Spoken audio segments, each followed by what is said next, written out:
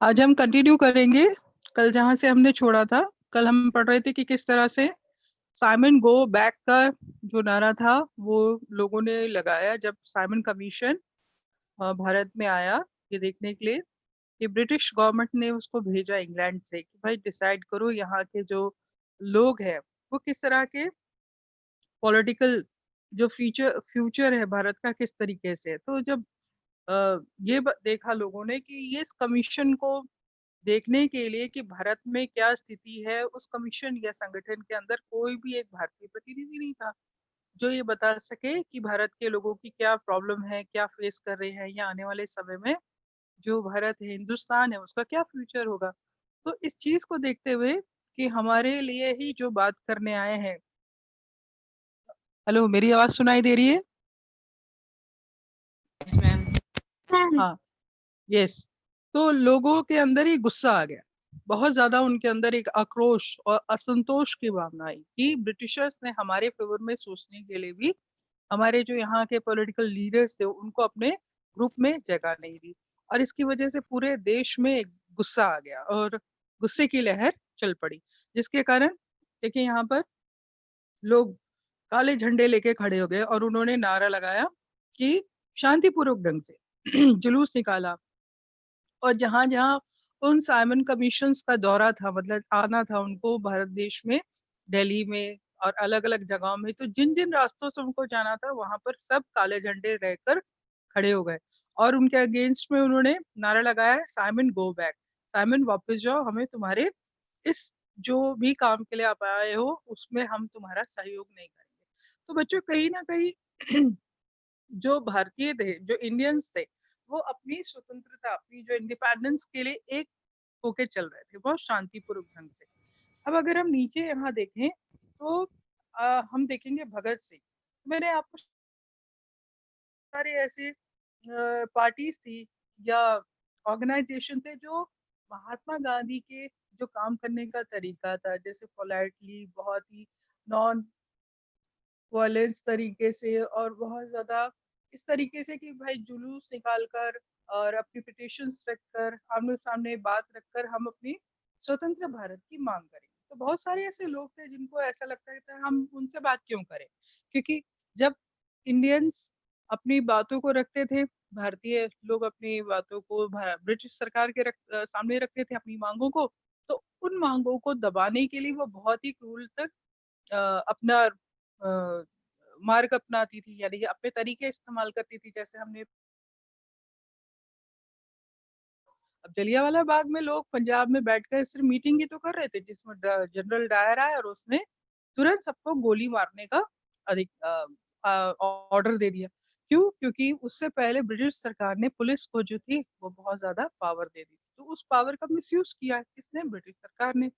तो ये सब बातें जो थी, कुछ ऐसे जो कि बहुत उग्र स्वभाव के संगठन थे, जिसमें कौन कौन से, जैसे कि भगत सिंह हो गया, चंद्रशेखर आजाद हो गए, सुखदेव हो गए, और आप आगे पढ़ोगे कि सुभाष चंद्र बोस, और ऐसे कई ऐसे नेता थे जिनको गांधी जी के नम्र स्वभाव से बिल्कुल उनका मेल नहीं चल रहा था। वो अपने तरीके से काम कर रहे थे, पैरेलल चल रहे थे। वो गांधी जी जब अपने मूवमेंट्स रख रहे थे, ये अपने खुद के मूवमेंट्स जो इनके खुद अपने ग्रुप ग्रुप इन्होंने बनाया और उसी ग्रुप के अनुसार ये काम कर रहे थे, और उन्होंने बहुत वॉयलेंस का भी काम किया। इसमें से इनमें जो एक ग्रुप बना था, हम पढ़ेंगे, इसमें से बहुत से लोगों को फांसी दे दी गई या मार दिया गया। लेकिन उसके बावजूद भी इन्होंने अपने आवाज को, जो ये चाहते थे कि आप जो ब्रिटिश सरकार है वो अन्याय कर रही है भारतीयों के ऊपर, उस चीज को वो बम फेंक के या उनको ही मार करके उन्होंने अपनी आवाज को सामने रखा। तो यहाँ पर हम पढ़ेंगे, it take a loud voice to make a deaf ear. तो यहाँ पर ये बोला जा रहा है कि बहरे कानों को धमाकों की जरूरत होती है अपनी बात को बताने के लिए। इनकलाब जिंदाबाद, ये इनका मानना था, जो ये संगठन काम कर रहे थे। अ, ऐसे संगठन थे जो उग्र स्वभाव के थे। तो उनका क्या था? Revolutionary nationalist such as Bhagat Singh. Revolutionary मतलब क्रांतिकारी, एक ऐसी क्रांति जो बहुत जल्दी जल्दी तरीके से अपने चीजों को हासिल करे। देश की स्वतंत्रता के लिए हम इतना लंबा इंतजार नहीं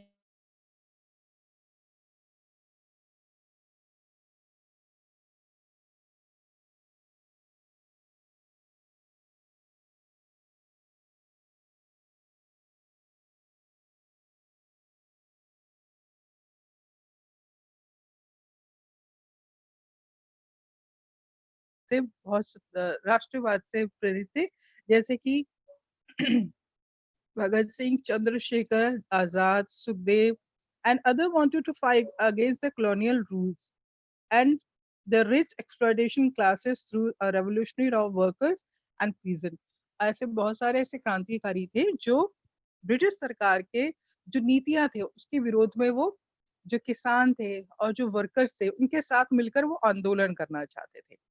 For this purpose, they founded the Hindustan Social Republican Association. इसके लिए उन्होंने एक संगठन बनाया जिसका नाम रखा था Hindustan social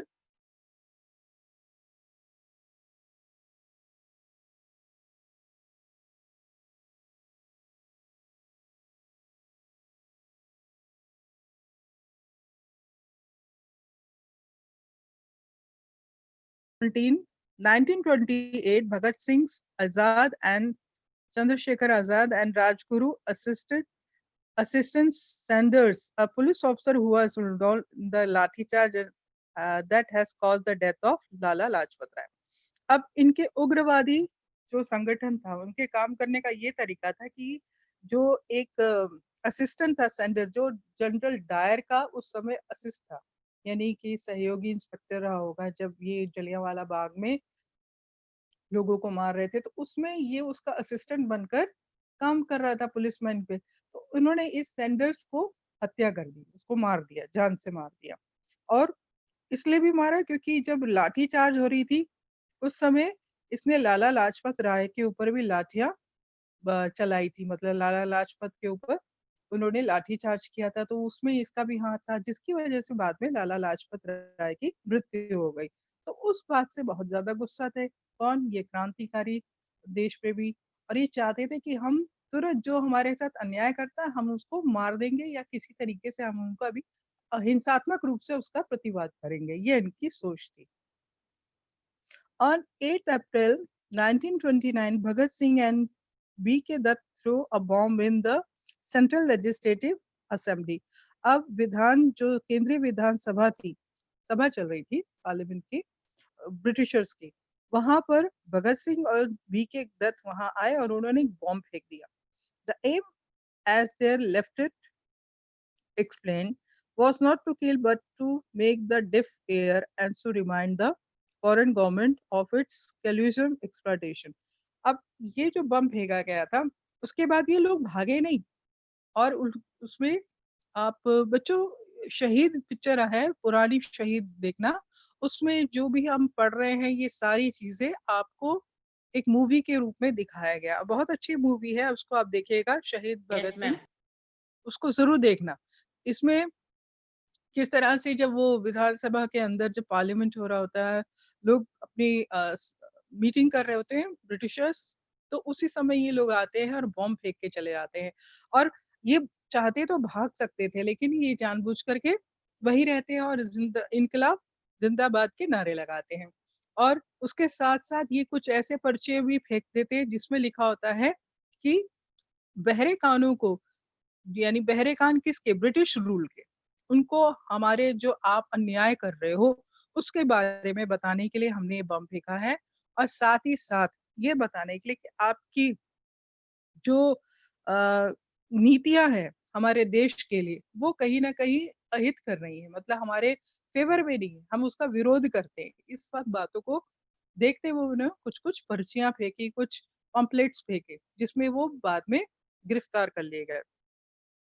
Bhagat Singh, Sukhdev, and Rajguru were executed on March 23, 1931. Bhagat Singh's age was at the time was only 23. अब उन लोगों में से सुखदेव जो थे राजगुरु भगत सिंह जो थे उनको पकड़ लिया गया और बाद में उनको मार्च 23 को फांसी दे दी गई. जब भगत सिंह को फांसी दी गई थी तब उस समय उनकी जो एज थी वो मात्र 23 साल के थे मतलब बहुत यंग यंग लोग अपने भारत देश की आजादी के लिए अपने प्राणों को प्रिय नहीं समझ रहे उनके लिए ऐसा था कि हमारे देश की आजादी हमारे प्राणों से बढ़कर है और हम एक स्वतंत्र भारत के लिए ही अपने अगर खून देते हैं बलिदान देते हैं तो ये हमारे लिए बड़े सौभाग्य की बात है यही सोच करके ये क्रांतिकारी अपना काम कर रहे थे. अब साइड में हम पढ़ेंगे द मार्च टू दांडी. अब दांडी की जो यात्रा थी, पैदल यात्रा, ये क्या एक बहुत बड़ा इतिहास था। इसी ने हमारे स्वतंत्र भारत की एक नींव रखी थी, जिसमें शुरुआत हो गई थी। लोगों के अंदर अब विद्रोह करने के, पर वो ऐसा विद्रोह था जिसमें वो बड़े आराम से शांतिपूर्वक ढंग से महात्मा गांधी के नेतृत्व में ही वो अपने विद्रोह का कर रहे थे। अभी तक साइमन कमीशन हुआ, दूसरा जो हुआ कि दांडी यात्रा। यहाँ पर क्या है इस पैराग्राफ में आप पढ़ोगे बेटा कि पहले जो ब्रिटिश सरकार थी, उसने हर छोटे-बड़े चीज़ों के ऊपर कर लगाया हुआ था, टैक्स लगाया था। यहाँ तक कि जो नमक है, जो साधारण सा नमक है, सभी घरों में खाने में इस्तेमाल होता है, उसको बनाने का और उसको बेचने तक का अधिकार जो था, उसके ऊपर कर लगाया गया था। तो ये तो एक ऐसी चीज़ थी जिसको ब्रिटिश के द्वारा जो किया गया था भारतीयों के लिए, उसको महात्मा गांधी ने एक तरह से डिक्लेयर किया कि पापमय, पाप, ये तो छोटी-सी बात है, किसी के खाने पर नमक के ऊपर आप अगर कर लगा रहे हो, तो ये तो एक तरह से पाप वाली बात है, अच्छी बात नहीं है। तो आगे हम पढ़ेंगे इसका फिर क्या रिज़ल्ट निकला और लोगों ने इसको कैसे लिया। Purna Swaraj would never come to its own. पूर्ण, अगर हमको आज़ादी लेनी है, पूरी आज़ादी, तो वो आराम से नहीं मिलती, उसके लिए बलिदान दिया जाता है, खून बहाया जाता है, बहुत सारे जेल जाते हैं लोग, मतलब बहुत सारे संघर्षों के बाद ही पूर्ण आज़ादी मिलती है। It had to be fought for.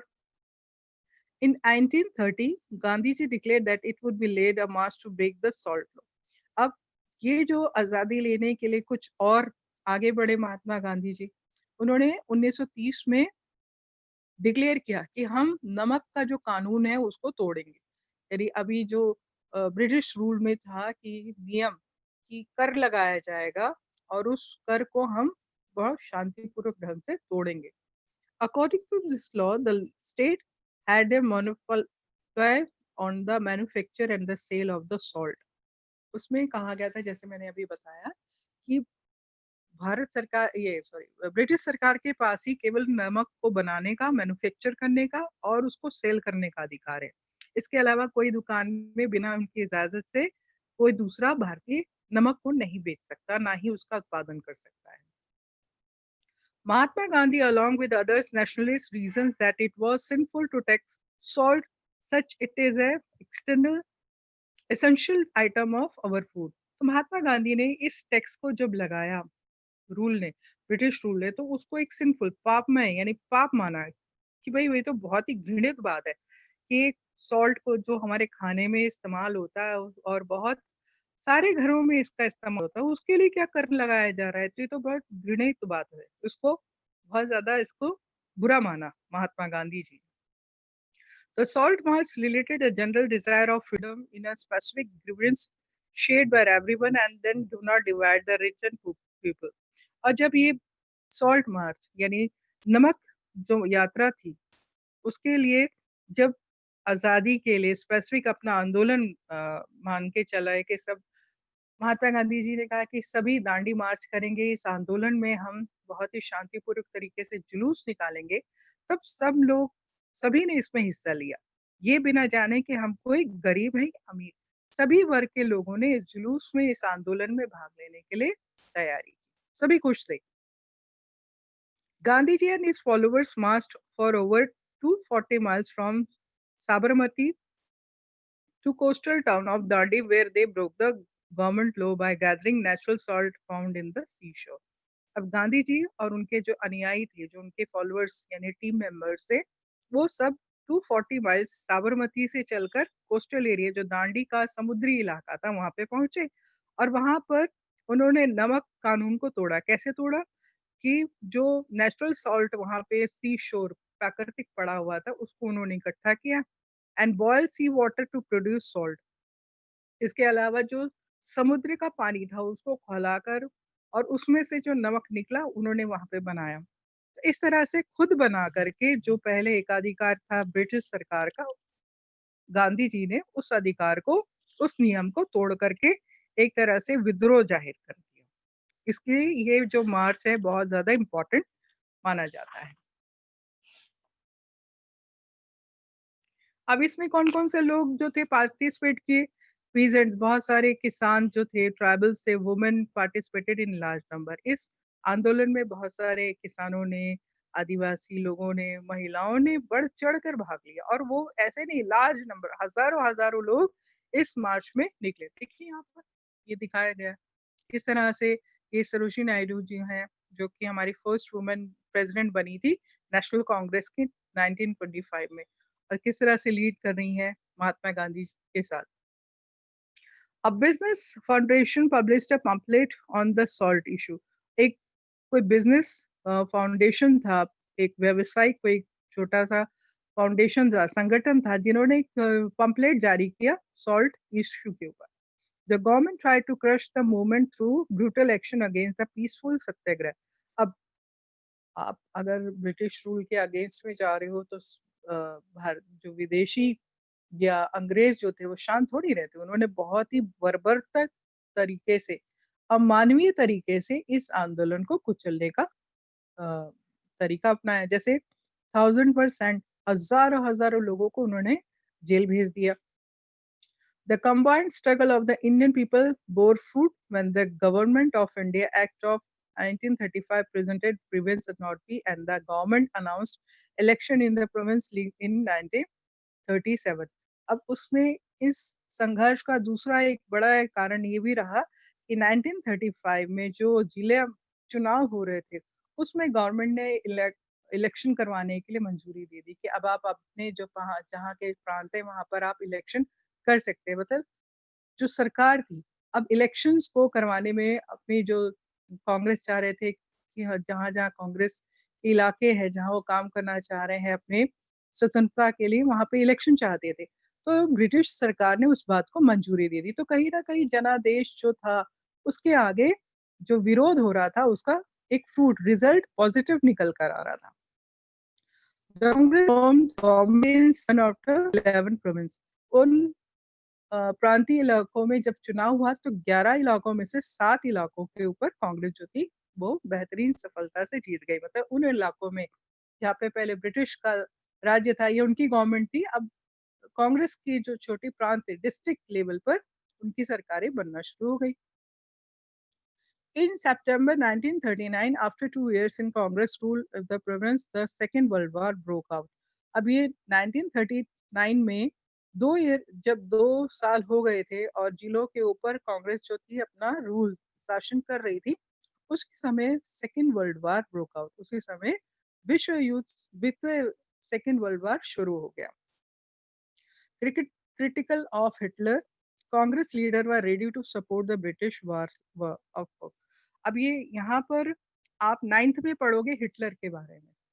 ये अभी जो यहाँ पे रिफ्लेक्शन आपको मिल रहा है कि सेकेंड वर्ल्ड वॉर में क्यों शुरुआत हुई थी, उसमें हिटलर की क्या भूमिका थी, ये आप हिस्ट्री का जो है आप lesson Hitler and the revolutions, तो ये आप 9th में पढ़ेंगे इसके बारे में। हिटलर जो था जर्मनी को लेकर के सेकेंड वर्ल्ड वार उसने शुरुआत करी थी, और कहीं ना कहीं वो जूइश जो यहूदी लोग था उनके ऊपर बहुत ज्यादा क्रूरतम उसके साथ बिहेव हो रहा था, और पूरे विश्व में उसके इस कारण सब जगह उसको जैसे कहते हैं ना कि उसकी निंदा हो रही थी, लोग पसंद नहीं कर रहे थे।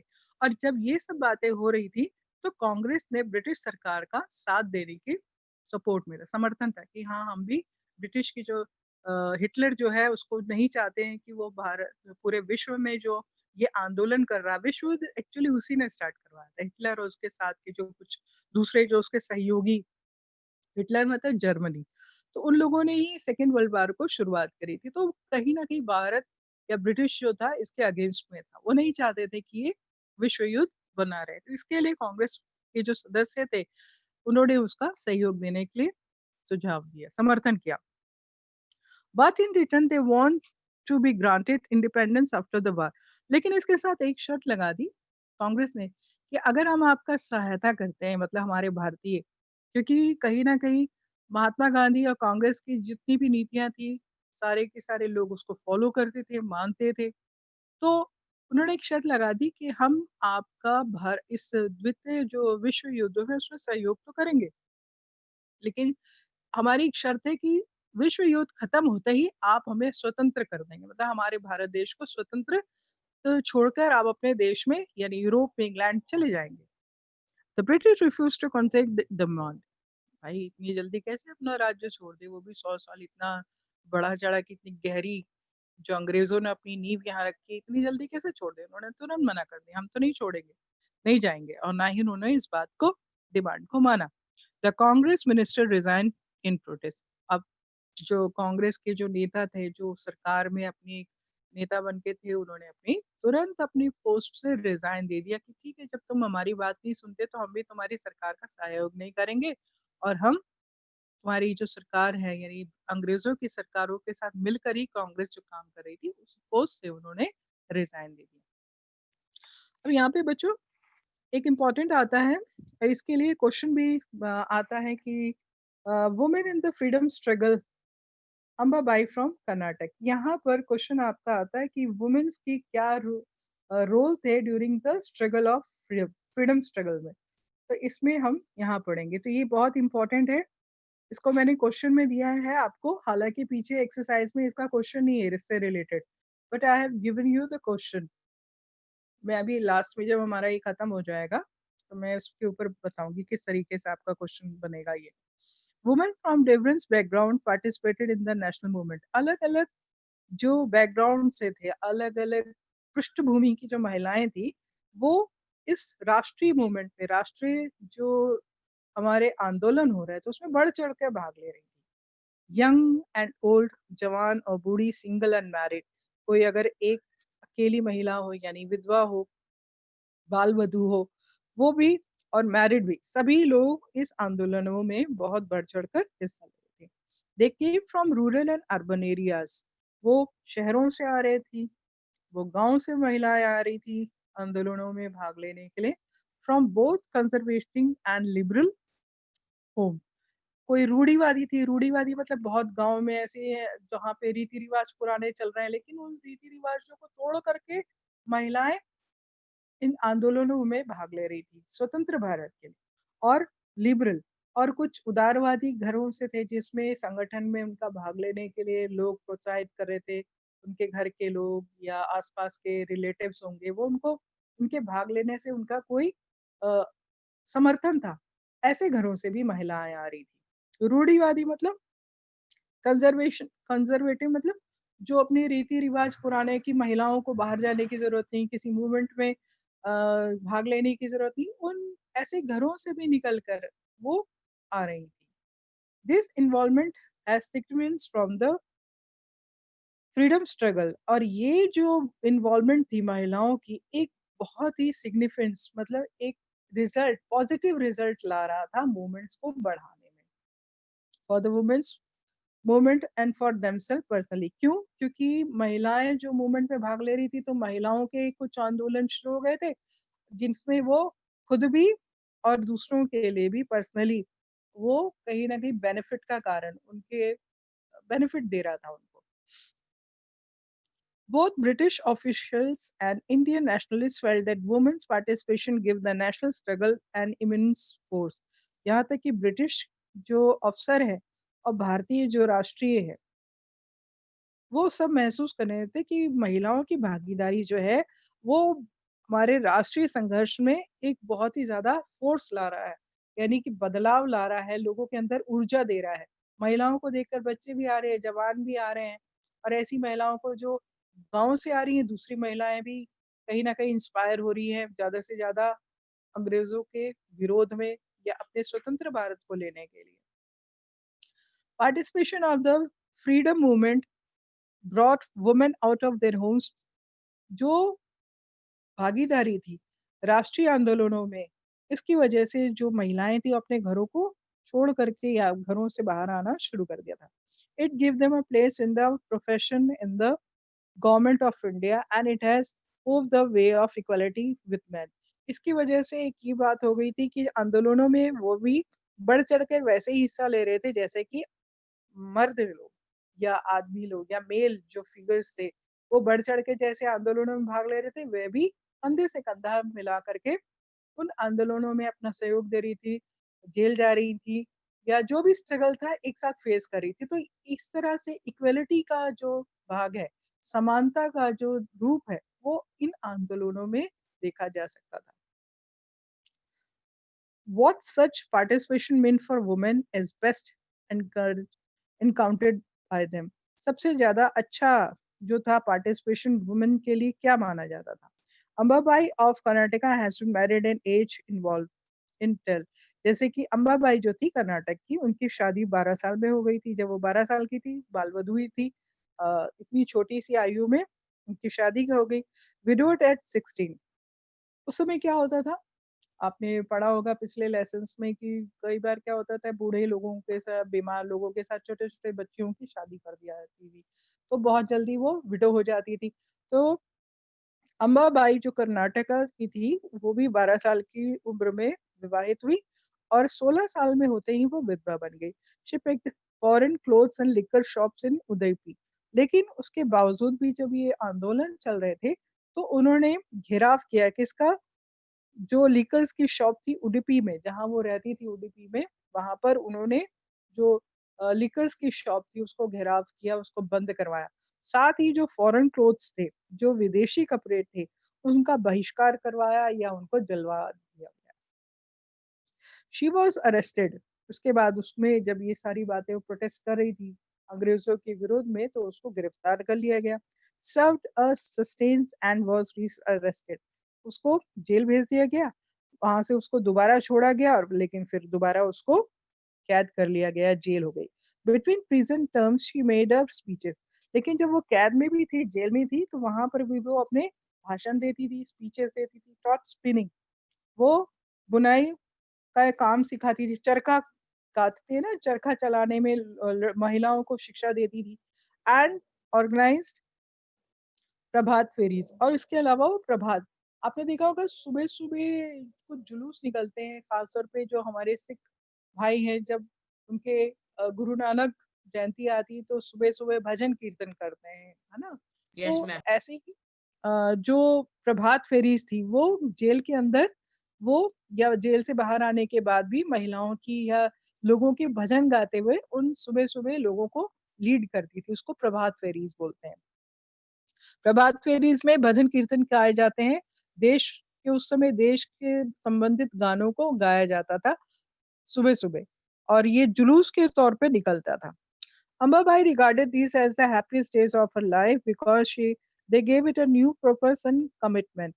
अंबाबाई बताती है कि ये उनकी ज़िंदगी के बड़े खुशहाल दिन थे, जिसमें उनकी ज़िंदगी को, उनकी लाइफ में एक नया पर्पस मिला जीने का, और नया कमिटमेंट, एक नए तरीके से उन्होंने अपने जीवन को देखने की कोशिश करी। इससे पहले उनकी एक विधवा के रूप में पहचान थी, लेकिन जब उन्होंने आंदोलन में भाग लेना शुरू किया, दूसरों को इंस्पायर किया, दूसरों की मदद करी और एक पॉजिटिव रूप से इन आंदोलनों में जब भाग ले रहे हैं, तो अपने इन दिनों को वो बहुत खुश या बेहतरीन गोल्डन डेज मानती थी। Women however had a fight to their fight right to participate in the movement.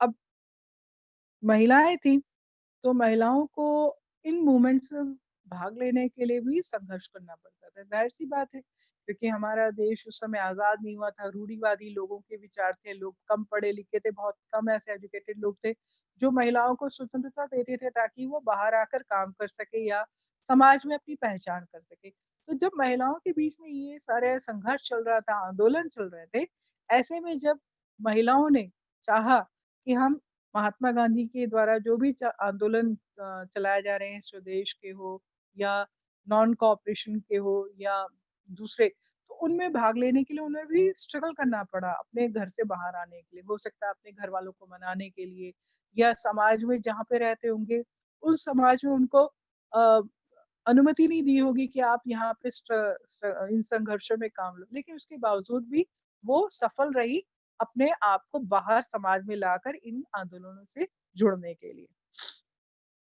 During the salt satyagraha, for instance, even Mahatma Gandhi was initially opposed of women's participation.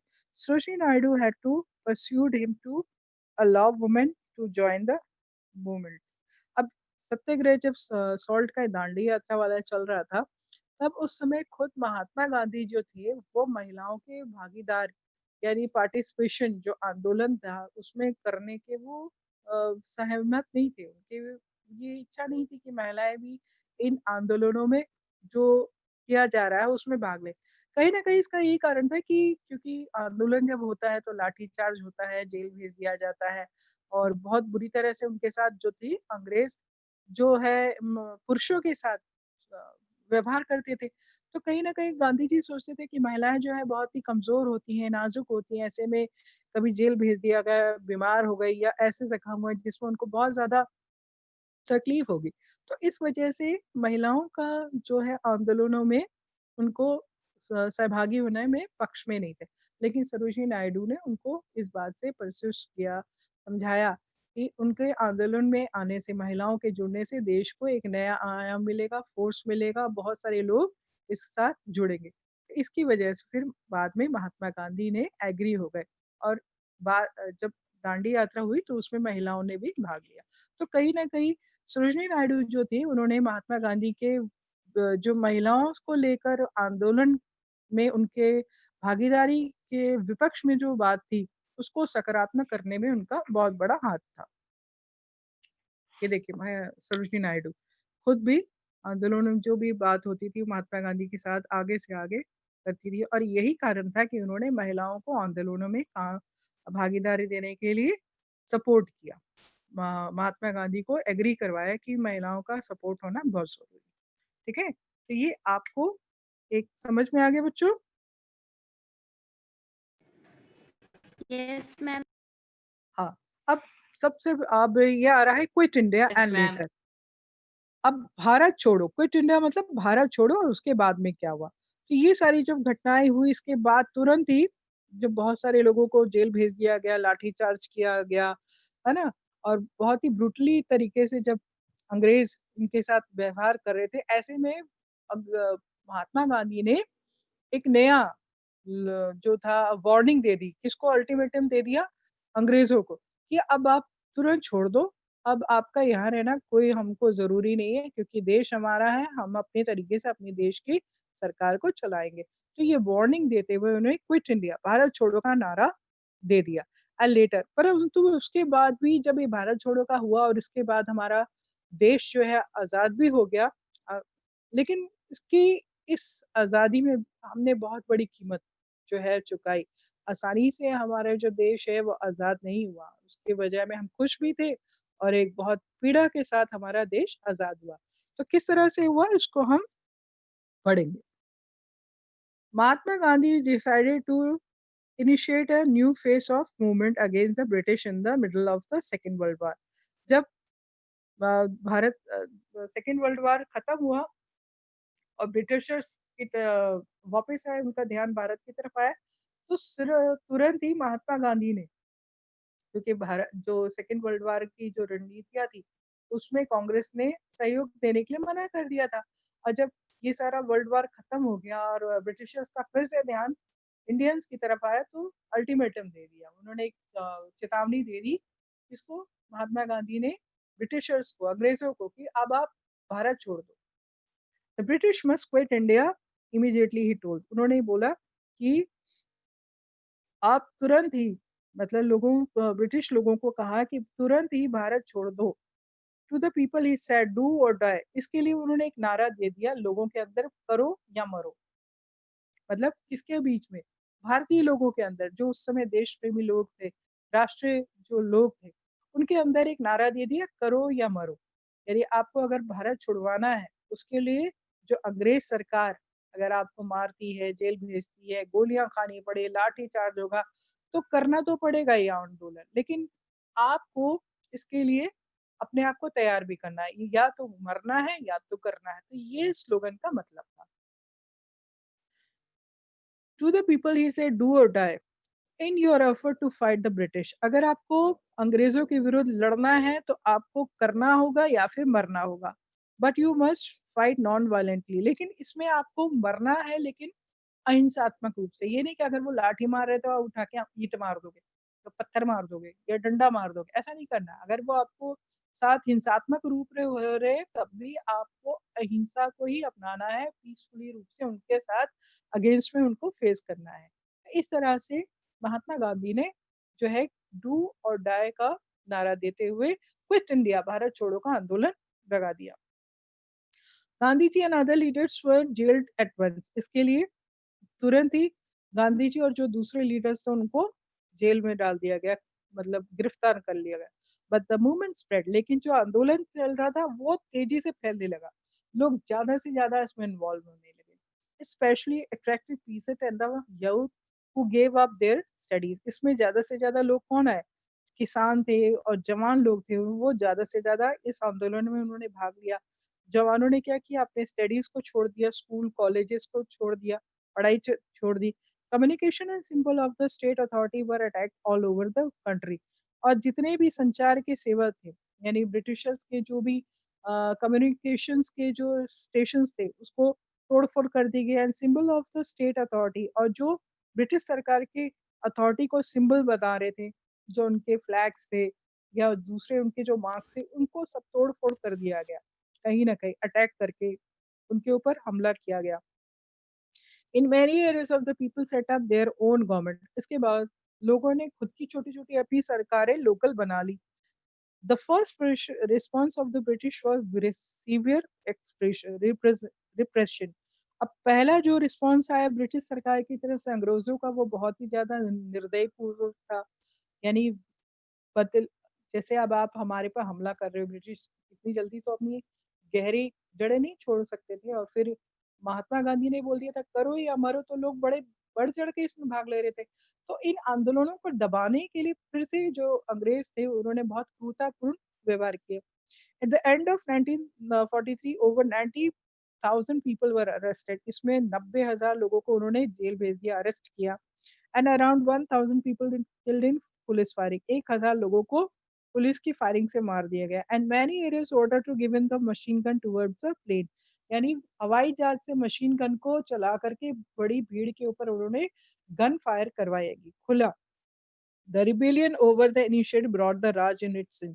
अब ये सारे आंदोलन जब चल रहे थे तो इसने ये दिखा दिया था कि ब्रिटिश राज ने अब घुटने टेक दिए, यानी वो उनका मुकाबला नहीं कर पा रहे थे। लोग जो थे, हम अपनी आजादी लेके रहेंगे, इस बात को उन्होंने जान लिया था। और यही हुआ कि ब्रिटिश सरकार आखिर में उनके आगे झुक गई, उनके आगे नहीं चली। Towards the independence and partition. आप लोगों को क्लियर हो गया? किसी को कोई डाउट तो नहीं है? Hello, no clear ma'am. हो गया। किसी को कोई डाउट हो? थोड़ा ही बचा है, नेक्स्ट मंडे को हम कंप्लीट करेंगे और इसके बाद का जो हमारा लेसन है बेटा उसको हम कंप्लीट करेंगे। थोड़ा ही लंबा लेसन है ये, 2-3 चैप्टर्स पेजेस और बचे हैं और इसके बाद है इंडिया आफ्टर इंडिपेंडेंस, हमारा लास्ट चैप्टर है, वो भी हम अगले हफ्ते कंप्लीट करेंगे। तो इस तरह से आपकी जो है हिस्ट्री वो कंप्लीट हो जाएगी। क्योंकि अभी अगर टाइम है तो उसको भी ले लेते